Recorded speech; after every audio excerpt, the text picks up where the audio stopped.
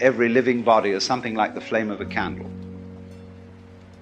This living thing that you're feeling, like the gyroscope top, it's your own life.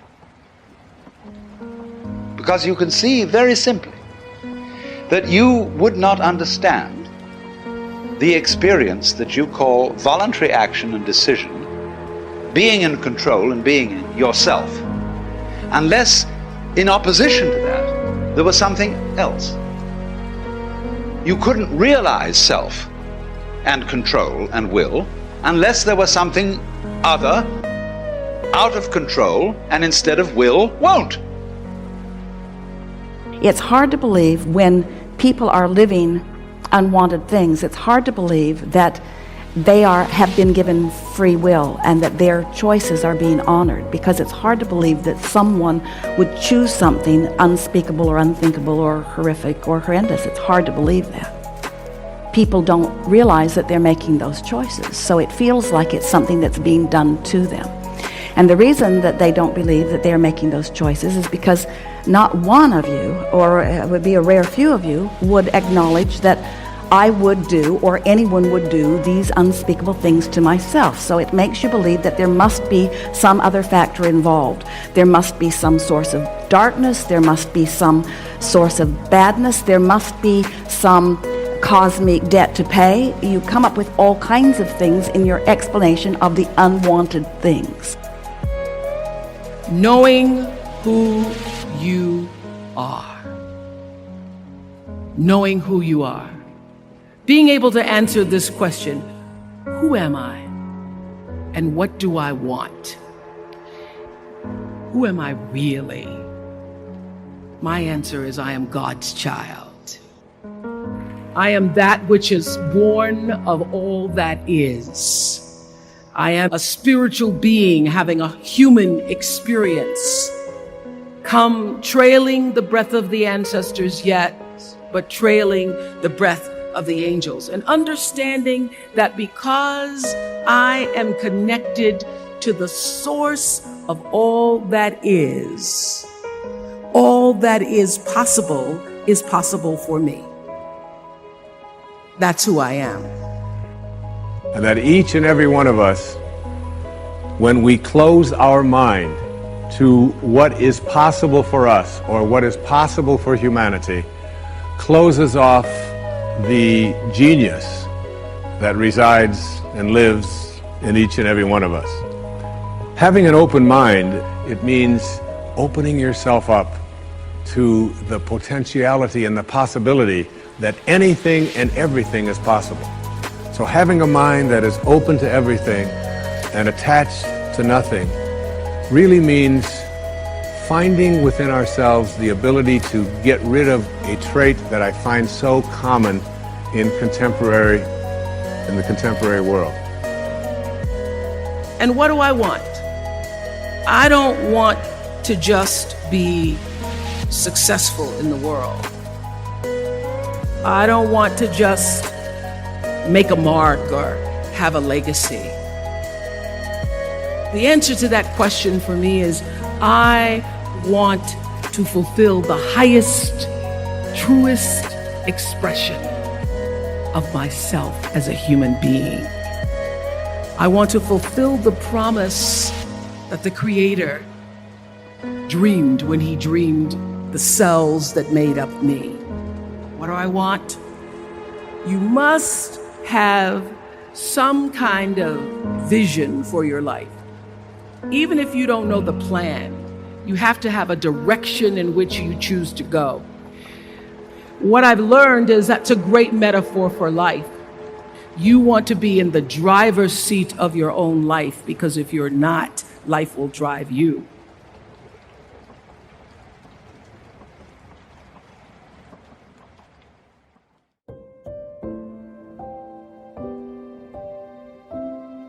You see, you're never going to get enough.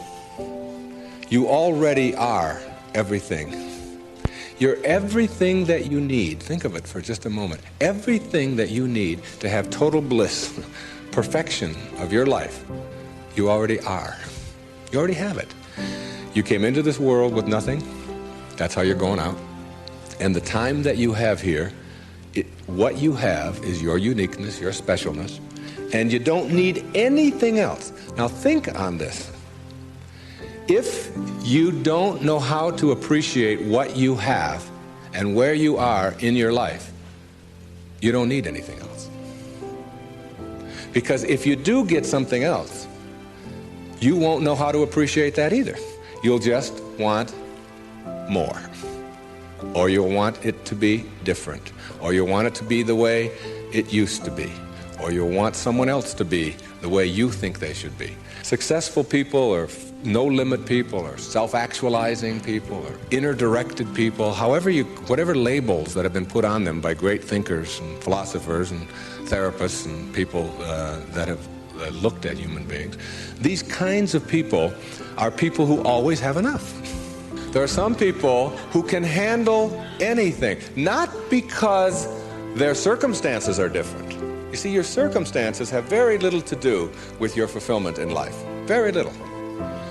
It's how you're approaching your circumstances. It's your attitude towards your circumstances that make all the difference in the world. And taking what you are and accepting it. No-limit people are human beings who take what they are and accept it. And don't tell themselves that somehow they're deficient because of anything about themselves. This is a very crucial concept for me and for virtually all of us. It's this idea of taking your life in your own hands and being the kind of person that you choose to be, and understanding that everything that comes your way is an opportunity, is a blessing. And it wasn't until I learned how to celebrate virtually everything that came my way that I was able to transcend it. You see, everything that was given to us by God, whatever that is perfect. No one can deny the mountains are perfect and the rivers are perfect and the birds are perfect and the hippopotamuses are perfect and so on. This is just what was given to us. Everything else that you have on our planet, that we have on our planet, comes about as a result of thinking. Thinking. Thought makes it so. You see, everything on our planet that is alive can never die. It can never die. Life doesn't die. It just transforms. It just moves on to new places and new ways of being. New ways of being. And the way of being that is the most transcendent of all is this way that comes from seeing yourself as love and only having that to give away. Only having that to give away. Let's say I were to stand up here in front of you and just visualize for a moment that I have an orange. And I take this orange and I squeeze it as hard as I can squeeze it, okay? What's going to come out? Juice. What kind of juice? Orange juice. Apple juice, any chance? Once in a while?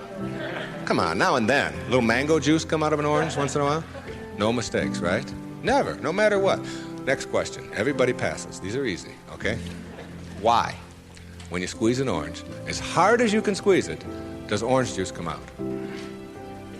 Because that's, not because it's an orange, because that's what's inside, isn't it?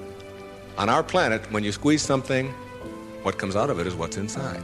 Not too difficult, all right? Does it matter if your mother squeezes the orange? Does it matter what instrument she uses? Does it matter if you just had your period and then you squeeze an orange? Does it matter if your boss squeezes it? How about if your kids do it? Your kids squeeze an orange. Does it matter? Does it matter what time of day? Suppose they do it at noon, all right? How about at 4 in the morning? Does that matter? Whenever you squeeze an orange, the only thing you get out is what's inside, right? No arguments. Same thing works for you. Same principle works for you. It's a principle of the universe, all right? Someone squeezes you. That is, someone puts pressure on you. Someone says things about you that you don't like. Someone puts tension on you, whatever. Your boss says something to you that you don't like. And out of you comes anger. And out of you comes hatred. And out of you comes fear. Or out of you comes stress. Or out of you comes tension. Why? Is it because of your boss and the way they squeeze you? Never. Is it because of your mother? I mean, she really can be a pain sometimes, right? Is it because of your children? No. What comes out of you always when someone squeezes you is what's inside. This is the vital principle of being a no-limit person. It's so crucial to get this and understand that. That if you have any hatred in your heart for anyone in this world, or any anger, or any fear, or any of those things, it has nothing to do with the rest of the world. It only has to do with what you put inside. Now, how does what gets inside of you get there? That's the key. How does it get there?